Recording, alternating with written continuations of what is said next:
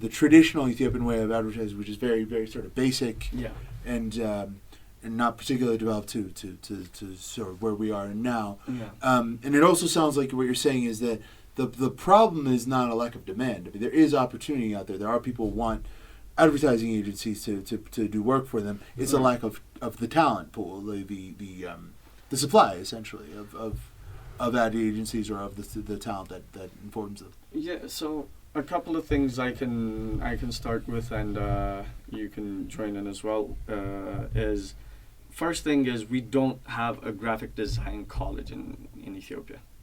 Right. So there is nothing that teaches anyone advertising.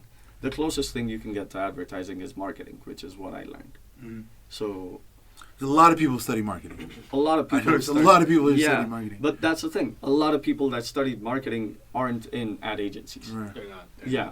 Is there enough overlap, you think, between advertising and marketing that people who study marketing should be able to provide that, supply that talent pool to? They should. As he said, people who are working in marketing or ad agencies, most of them are self-taught, including myself. I didn't go to college for it, or I didn't take class for it. I just took online courses, which were the easiest way for me to segue into that kind of job, I guess. Yeah. And what prompted you to want to do that, though? Marketing? Yeah. It was I was in the middle of college and in my second year.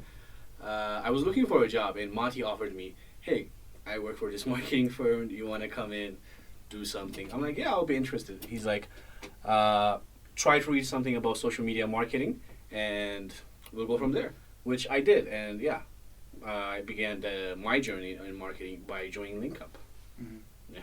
Yeah. So it's the kind of the context that informed it. I It's not learned like on you the said. job. Yeah, I it's not learned as- on the yeah, job. yeah. Yeah. Was that the same for you as far as getting into advertising?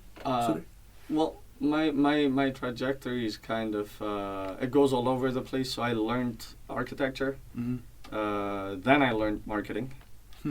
Then, So you studied architecture as an undergraduate? Yeah. That's where your degree is in? I actually dropped out at the last year. Okay. Fifth year, But I you, dropped but out. you know how to do it, whether you have the certificate or not. The reason I mentioned it is because I took 4 years of design courses. Right. Right. So even if it's not directly related to advertising, the basics of design stay the same for any industry. So that really helped a lot. But the way I segued into advertising was I'm really passionate about films and filmmaking, and we really wanted to, me and a really close friend of mine really wanted to break into the film industry. Mm-hmm. And we made a couple of short films, did some script work. Then someone proposed we join an ad agency. So we're like, okay, it's not filmmaking, but it's close enough. I mean, it's I define advertising as creative by itself is art, right? And strategy by itself is just marketing. But the combination of the two becomes advertising. Right. So creative combined with marketing, right? Yeah, creative and strategy gives you an ad campaign that can really work. So I think to answer your question, your earlier question, people do need marketing background.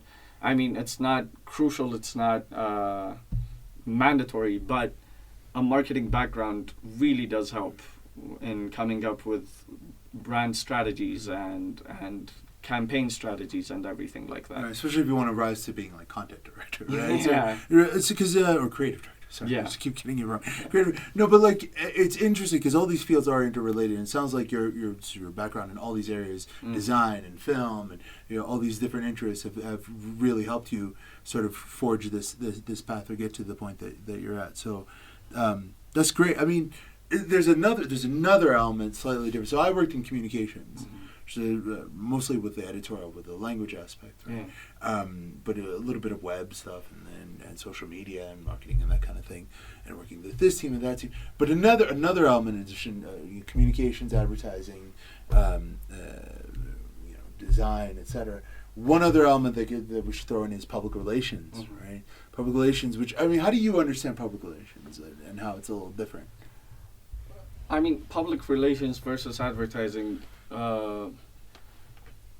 I think it's an aspect of the marketing division of a company, right? So it's how the public perceives you. It's a lot more subtle than advertising. It's not pushing a product versus telling people what your company stands for, rather than what you're trying to sell someone. It also seems like it's often damage control, right? Or like trying to make sure you know what kind of information is out there, kind of how you deal with journalists. It is more of a subtle dance, and I saw this dealing with PR people from a journalist standpoint. I was mentioning the history of PR.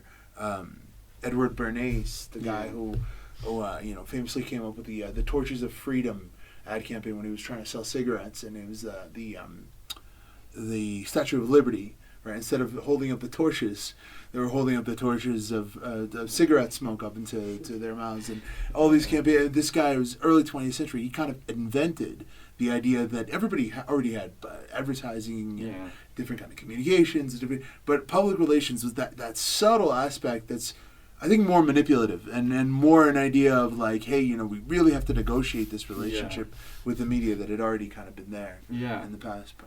Yeah, it's a lot more subtle, like you said, and it's these statements that you put out, and it can be a lot more than damage control, but nobody really uses it for anything else.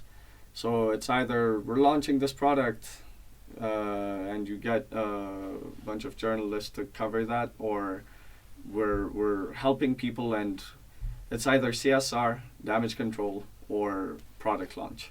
Those are the three things we use public relations for.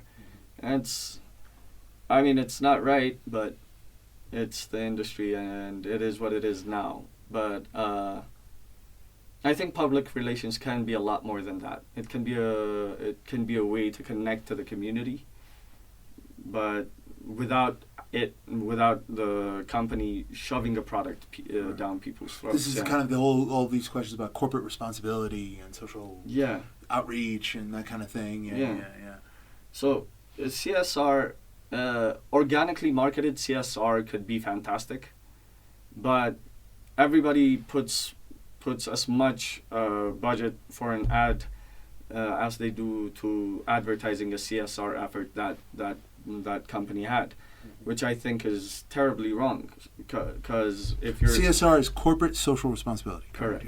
Just to make clear. Yeah. So if you're spending $1 million on ad buying versus $1 million to promote your CSR endeavors, I think it's a terrible waste of money, and it's also sending the wrong message. It's going to your consumer saying, hey, look guys, we're doing this, rather than it being organic. So for CSR, I think organic word of mouth marketing is a lot better, because it's not the company saying, look, we're doing this. It's the consumer telling the other consumer, look, that brand is doing this. So you're turning your consumers into advocates. You're turning them into ambassadors. Right, consumer advocacy. Right.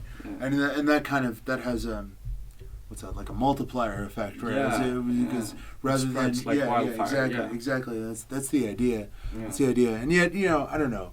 At least in the States, where there's an obsession with these fields, right? Advertising. This is just starting over here, since we talk about the relationship between foreign and domestic. I mean, in the U.S. in particular, but really in the West, so there's a whole culture of advertising. In fact, it's made its way into education. Because we talk about education here. We've discussed in previous episodes, how like American kids are very confident, very creative and critical thinkers, and are able to express themselves and all that. But their numbers, when it comes to just like getting the right answer on math tests, on science tests, are not as high as you would think, given the resources that they have, right? And a lot of that is, so much of advertising is appeals to that narcissistic, childlike, everything is you-centered. You, what do you want? Burger King, have it your way. My McDonald's, what is your, what is your worldview? What is, And that's made its way into American education. That's really what sets American education apart, right? Okay. Is that idea of like you-centered, But I think if we adapt some of that into a context like Ethiopia, where people can be more creative, can be, that also might be, I mean, this is almost like a self-fulfilling prophecy or like a vicious circle where this is exactly what we're talking about, is there isn't the talent pool or the creative skills or whatever to do this kind of field, right? Which is all about creating that kind of, inculcating that kind of individualism or that kind of creativity in the next generation. Does that make sense? It does make sense. I understand you. Like a lot of the talent pool is people with different backgrounds, right? So every graphic designer in our office is an architect. Yeah, so they're they have degrees in architecture and they just moved to advertising and say, I'd rather do this, right? And then there's people like you who've taken it upon themselves to learn marketing, to really people like I did. To learn the basics of the industry, kind of push yourself towards that without having any formal background in it. So we're really down to these two streams of talent. We don't really have any courses that teach you communication, visual communication, or verbal communication. We don't have copywriting courses. And right now there's a couple of places that do give graphic design courses, but we don't have 4-year university level programs. And I think we could benefit a lot from that, because a friend of mine who learned abroad, learned visual communication, has a degree in it, and I've seen the difference between someone that's taken the time to formally train versus someone that learned an aspect of it and is now doing advertising. And there's a stark difference in the ease with which they perform, the speed with which they get projects done. It's unbelievable, and that's why I say advertising has a long way to go in Ethiopia, because once we get these knowledge bases covered, then what we see now as professional will be the starting ground. 5 years from now. I think there might be also another context to put this in, right? Yeah. Because to me this is really interesting, and this is probably startling to the older generation, that there are people who learn architecture, which is the art of like designing buildings and like material culture. It's close to civil engineering, to product design. Like a touch-up but. Right? Like a substantive thing, things, tangible things. And they want to go into advertising. Like that's where the creativity is. That's where the money is.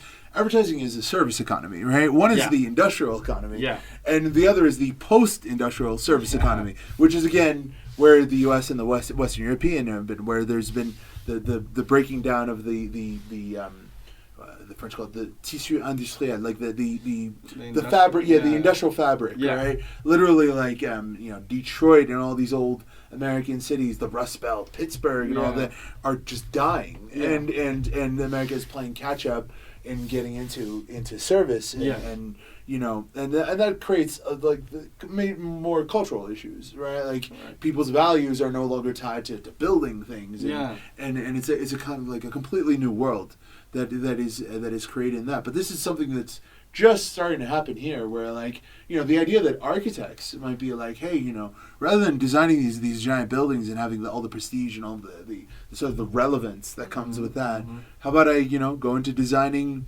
an ad campaign, right, with words and with brands and that kind of thing. Sadly, that is not the reason they're going into advertising. So the stark reality of architecture in Ethiopia is one, the pay is terrible. Right. The starting pay is terrible. Right. But even if you get the pay, even if you decide, I'll stick with it. I'll stick with architecture. Fuck it. No, that's cool. Okay. We are allowed to curse once in a while. All right. So if you stick with your guns and you continue with architecture, especially if you're someone passionate about it, the projects you'll be working on will just kill your creativity. Right. So it's not basically... It's wage driven. It's a lot of architects are going to listen to this and hate me. Advertising, people who work in advertising, they make a lot of money? it's the starting pay is a lot better than architecture. See, there you go. This is Yeah. what I mean by what I was saying by the difference between industrial and post-industrial service economy is also that's where the money is, because this is where people make money off of services now. Correct. Which is itself a new thing, right? But continue. No. So, like I was saying, they'd rather apply their skills elsewhere because, like I said, even if you stuck with your guns, say even the small pay is enough now, the payout later is worth it. The projects you're going to be working on are not something that is going to fulfill you. So the statement I started before, and the statement I think a lot of architects are going to hate is, you're basically punching holes in boxes and calling them buildings. Ooh. Yeah. And, yeah. Shots fired. No, what do you mean by that? The sad reality of things is when businessmen in Ethiopia travel abroad, they see something, they'll take a picture of it, come show it to you, and tell you to recreate go it. build Right? us that, yeah. But that's the thing. Even recreating that is one thing. They don't have the budget for it. Right. So you'll be making off-brand buildings in Dubai and China. But that means that the creativity isn't there. Does that mean that the money isn't there either? The money isn't there either. No. Wow. Yeah. In architecture, but see, architecture. that's even this to an older person must be really surprising. Like advertising Again. versus architecture, the money is in one, not the other. The reason for that is because architecture is a license-based job. So when you start out at there's a budget limit to what you can design in architecture. Uh-huh. So you'll be designing, you have to go through the steps, do the dance. Then when you reach a certain level, then you can rake in the cash. Yeah. But again, soul-sucking work. Personal opinion again. Right. But We've had architects on. Oh, okay. We've had an architect student on who went into hospitality, Ferial. Ferial was on Friday, Yeah, and we want to have more people on. But this is an interesting discussion about where is this going to go, because I think of this, and my sort of historian overarching themes thing of like, this is the service economy taking over for the industrial economy, right? Yeah. And not just where the money is with the creation, but then there's the other aspect that you address, which is again, where is the money? Where are the wages specifically? Where can I get compensated sufficiently for my labor and ultimately for the education that required me to get the degree to achieve that position? Yeah. Because this is, who were we talking about? I think this has come up a couple of times, this theme. The problems that are created by the insufficiency of wages socially, the brain drain internally, externally, the resentments, and again breaking down not the industrial fabric, but now like the social fabric, right? Like the illnesses of despair that are caused by this, the lack of we're losing a little bit. Again, I don't want to sound like one of those old people who complains about what does the world come to, but we're losing a little bit of our values of sort of traditional forms of work, of bureaucratic work, of office work, and also of education to achieve that work, because they're not compensated, right? Because I suppose they're not lucrative for whoever's in a position of employment or contracting. I mean, funny thing is we've had two that I know of, people with master's degrees working as copywriters, copywriters don't get paid much. No, when you're starting out as a copywriter, you don't get paid much. Yeah. But that's the thing. There are people that have perfected their craft and are sought after, and those people get paid good wages. Yeah, copywriters. Okay. But starting out as a copywriter and having an MBA and with no degree in journalism or whatsoever, you will get paid in terms of advertisement a lower amount. When you think of it in terms of the other market, it's still more lucrative than anything else. Right. But it's better than working most other places. But to have someone who has a master's degree come in at an entry-level job in an ad agency, it tells you a lot. Well, I mean, it's not unlike when we've spoken to doctors here, medical doctors here, who are like, well, I can't pay, I can't afford my own place because I don't make enough money. As a medical doctor, it's unthinkable in a place like the U.S., right? Yeah. And that really affects, our values and our education system and how dispirited people are and why they want to leave. I mean, a lot of it comes back to to a fundamental question of where's the money, specifically the wage, right? Yeah. Specifically compensation. But I mean, we've gone around, I think, quite a few issues on when it comes to the advertising world, to the educational world. I mean, part of this has to do with I mentioned two of our themes on this station. One is Mamsal, or Masmasal, I should say, and the other one is Masayyam. As far as titles, as far as branding, I mean, how do you understand the Ethiopian concept and how this plays into to what you've learned in all these fields of how we understand branding or titles? I mean, I always thought that Ethiopians are very big on titles, and that might have to do with our having a recent experience with feudalism. Yeah. But like, you know, everybody is like, what do your title at this or that job, or your position, your built into your name. Like, this is one of the few countries where I think it's the only country I know where engineer is a title. Yeah. So, you know, where people refer to somebody as doctor, even if their PhD is in like a social science or a liberal arts, outside of the context of the academic context. You know what I mean? Like, is it fair to say that we're big on titles, and how might that feed into? I mean, definitely. You raised a fantastic point. Engineer is a title. PhD has to be mentioned. People write their masters when they're writing their name down. And seriously. I don't even know how to do that. MSc. Oh, okay. Yeah. Let's try that. But so for a culture that's really big on titles, and it's usually your parents that ingrain this into you, because they were raised that way. So Kanyazmach al, Grazmach al. So he's that person's kid. Grazmach lid. So they were raised like that. You're dating a young woman, especially if you're of a certain class. You're dating a young woman. Oh, Yamalija. Yeah. So you are everything is you're attributed some kind of title or something. Yeah. So the title's the simplest way of letting everyone know who you are, or where your stance is in this world. And coming from that, funnily, people like businessmen in this country are not really worried about their brand, and it's just a complete 180 shift. So how do you explain that? That seems very paradoxical. Right? Very, very. But that's the thing. Like, as long as it's a bit catchy, they're okay with it. That's from my experience. They want to name everything around their name.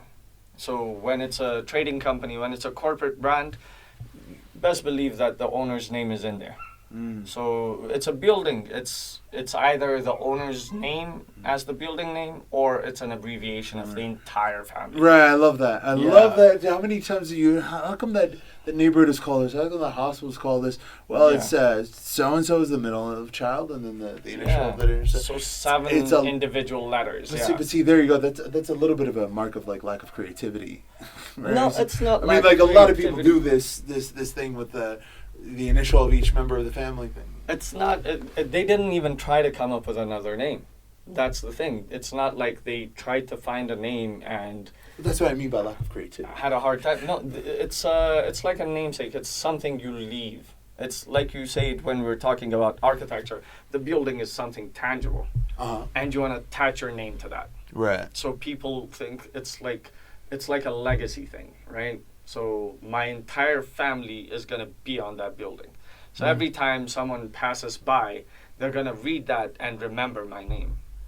Right? So people have that narcissistic attachment to their name, and they want to do that. But when it comes to a product you're selling, I don't want to mention brands, but that's not a good idea to just make it your name, right? Yeah. Right. Why have people not figured that out, or are people now figuring it out? What is that about?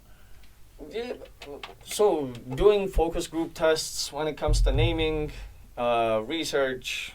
It's not really a culture in agencies. Work. Yeah. I mean, it works if we get it. If it works, like, I feel like people just don't care. We don't care. Yeah.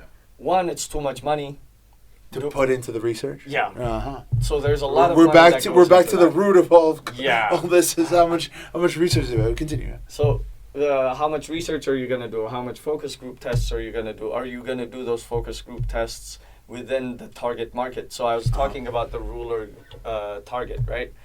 Nobody's really going to go to those rural communities and test the name of a brand before they start selling their juice there. You just slap a name on it, wrap it, and sell it to them. And usually, out of lack of choice, these people will buy the product. And especially in the rural community, these people will buy the products. Advertising is becoming a thing in Addis mainly and other main cities, but most rural areas, you buy what you get. But isn't there, okay, so I don't mean to be like a, what is the word, like a toxic positive person, or just like unnecessary optimism. But wait, like the fact that this doesn't exist yet, that means there's opportunity, right? That's because that's the way I look at it. Or any entrepreneur who comes to, we had Haben on last week. Like everything is so saturated in the U.S. It's like everything exists. Well, that means like if you want to create something, if you want to push the frontier, it's already been done 1,000 times before, right? So all of these are opportunities for people out there. The fact that this doesn't exist and there's a demand for it, clearly, you know. Especially in the rural areas. It goes back to the conversation we were having earlier where we say there is a lot of opportunity for ad agencies to come in this country. There's a lot of opportunity because most ad agencies do the same thing, honestly speaking. The creativity threshold, it's very low. I'm shooting myself in the leg when I say this, but we haven't scraped the surface, honestly speaking, and we haven't reached the entirety of Ethiopia. But why do I sense like a downness in your tone, both of you, when you say that? Like, I mean, it's sad because it's more like we haven't scratched the surface. Like we haven't reached all of Ethiopia, as in like, especially for somebody young and talented like yourself, with all of this background in advertising and who knows the industry inside and out. So there's so many opportunities for you to grow in this. Wouldn't you say? Yeah, definitely, and that is the plan, inevitably. But and I'm gonna do something I hate doing, but this blame game of my clients, they won't let me. No, go ahead. Yeah. So you're only, at the end of the day, regardless of how creative your ad is, your client is the business owner. So if he buys it, then they buy it. Yeah, then it goes to the public. So that one barrier between you and the general public is the man with the money who thinks that he knows better than you, even though the very fact that he came to you in the first place means that you know better than him. Exactly. Right. Like, but this is the problem, right? That disconnect where it's my money, and you'll do what I say versus I'm paying you because you're educated in this. So tell me what to do. Can I give you another parallel to education? Yeah. I taught at private schools. Okay. Private schools. Okay. And sometimes I was very glad because public schools have a ridiculous amount of, this is in the U.S., but a ridiculous amount of bureaucracy and have to deal with a whole other level of dealing with kids and dealing with administrators and you know, all that. But one area where private schools really had it hard is the parents who had this idea that, well, I'm paying you. So like they'll say stuff like, I didn't pay all this money for a C. And it's like, well, no, you don't pay money for grades. You pay money for education. The grade is a reflection of your. But this is the idea. Is like what the teachers kept saying is they're supposed to be paying for what we offer. There should be like zero tolerance for parents running interference. But in the U.S., with all the coddling that goes on now with helicopter parents and all that, it's more and more. You know what I mean? Like the decision making is out of the hands of the educator. But again, if the parent is in a position to tell the educator how they want their child educated and disciplined and, you know, and dealt with in general on that daily basis, then what did the parents send you to that private school for? Especially when there are all these public schools that exist, right, where they can send you for free, right? So it's completely counterintuitive, and yet people have this idea, well, I'm paying for it, therefore I control. No, you're paying for it, therefore I would say you have certain grounds to challenge, to question, right, to want a certain quality, and if you don't have it, you take your student somewhere else, or you take your business somewhere else. But there has to be like a real like strength on the part of the person offering this product, whether it's education or whether it's ad, which is you pay me because I know what I'm doing, right? So let me do what I do, you know. That's the balance, I guess. I mean, that's the thing. It's a money-driven industry like every other industry. Every single So you basically have to accept what the client says. What I would like to do is be judged based on how effective the ad campaign was. So we take the campaign that the creatives propose the creative campaign that we came up with, we run it, and if it doesn't work, like, hold us accountable. We'll be liable for it. Mm. But then again, the agency owners wouldn't want that type of liability, Correct. right? So just one would be enough to convince everyone. One campaign that your client said no to, and you say we'll be liable for it. Let's run it. If it's not successful, we'll be liable for it. If it is successful, you pay. And if that worked, everybody would listen to you. But nobody's willing to take that risk. And honestly speaking, I don't think I'm brave enough to take that risk with my money either.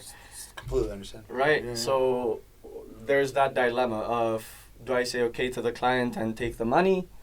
Do I say no to the client, turn him away, he goes somewhere else, and he will get what he wants. Right, and this is also where you draw the line between selling products and selling advertising. Yeah. Right? Like now you're selling yourself like a salesman. Yep. He's really selling themselves, not, Yeah. not the product that they bring to you. So it's like, hey, let me sell you on, you can trust me, you should take the risk, I know what I'm doing, blah, blah, blah. Yeah. Which is a completely different art form, right? Yeah.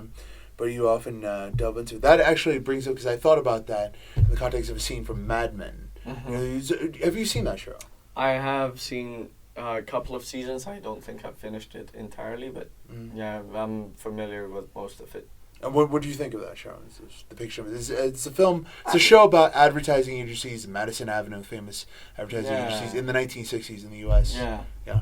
So it's glorified. Of course. I don't know ad agencies in the 60s in America, but as far as I'm concerned, it's a glorified version of what advertising would be. Right. You know, workplace dramas are usually, for the most part, people at their workplace just work, and it's not fun or dramatic or anything like that.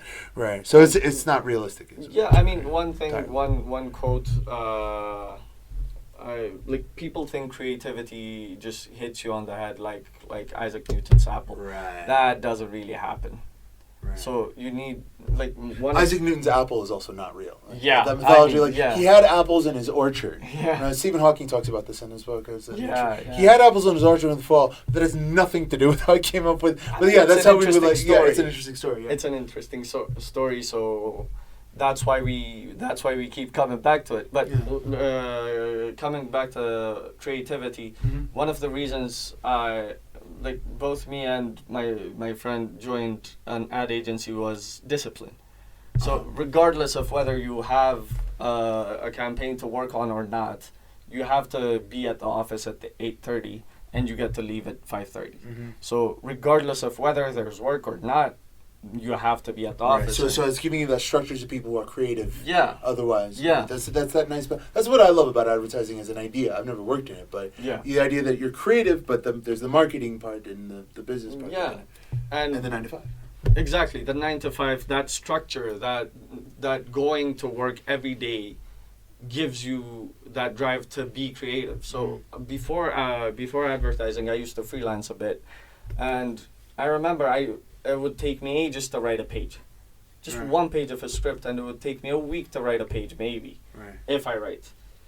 But going to the office every day gave me the structure where any free time I have, I'd use it to write my own projects. And So having that discipline enforced upon you by having a job has helped you in other areas besides your job. Definitely. Well, that's great. Yeah. That's great. Especially since I don't know about you. I don't know what I'm saying about your industry, but my experience working in offices here is there isn't a ton to do, right? So like having that 9 to 5 structure, and you're sitting around at your office. That's when you have a chance to on the side during those empty times to pursue your research. So you've been doing that. That's what I got my social media certifications. Is all the free time I had when I was a copywriter. Right. I started relearning graphic design with all the free time I had as a copywriter. I worked on scripts.